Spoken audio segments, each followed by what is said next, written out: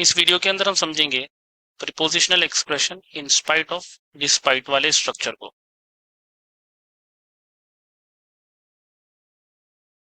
To understand in spite of or despite structure, we need to know the meaning of contrast.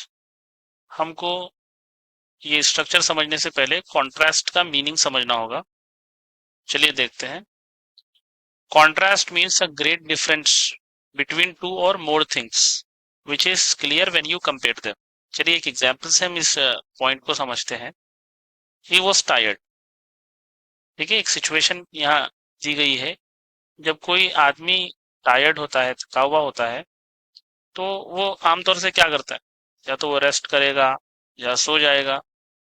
लेकिन हम जो सोचते हैं उसका उल्टा रिजल्ट निकलता है। इसको कहते हैं कॉन्ट्रास्ट सिचुएशन। यानी वो सोने के बजाय कुछ और करेगा। जैसे if someone is tired he might sleep और रेस्ट। ओके, तो ये एक कॉज है, ये इफेक्ट है। जनरल व्यू तो यही है, लेकिन कॉन्ट्रास्ट सिचुएशन में होता ये है कि ही वॉज टायर्ड, तो उसका डिफरेंट रिजल्ट आता है। जैसे ही लिफ्टेड बॉक्सेस। ओके, तो वो थका हुआ था, फिर भी वो क्या करा? बॉक्सेस उठाया। This is called a contrast situation, contrast idea. Okay,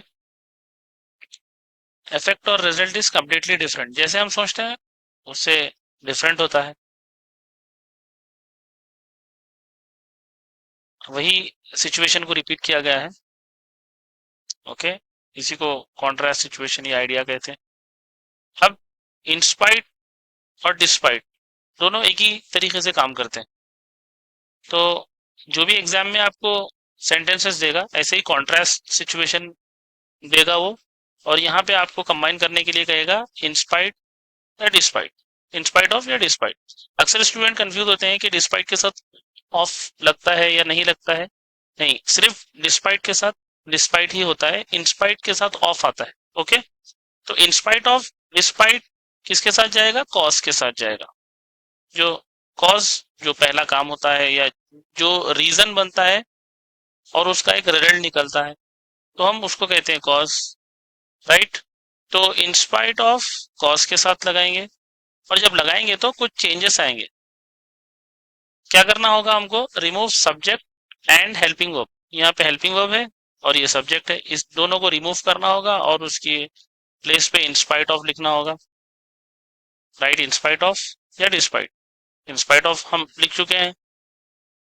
add the word being if there is an adjective. Okay, यहाँ पे जो वर्ड आ रहा है ये है एडजेक्टिव। अगर एडजेक्टिव देगा तो हम क्या करेंगे? बीइंग ऐड कर एडजेक्टिव लगाएंगे।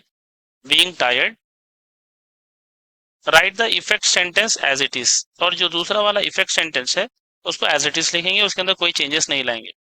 Okay, in spite of being tired he lifted boxes.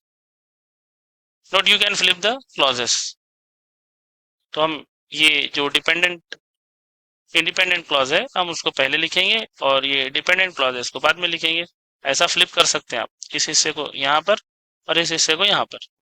Right, in spite of या डिस्पाइट का मतलब होता है बावजूद के। अगर हम उर्दू में ट्रांसलेशन इसको करेंगे, हालांकि, इस तरीके से। जैसे हालांकि वो थका हुआ था, वो बॉक्सेस उठाया। Okay,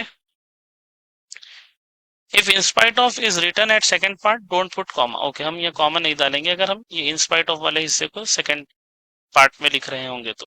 okay,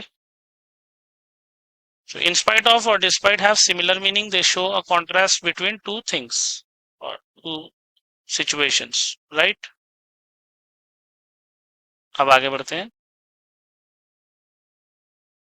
He was late, but the manager allowed him in the meeting. Okay.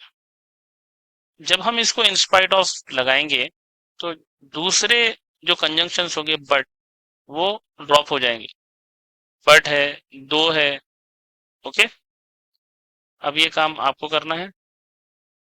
You can check the answer. Hope you have understood.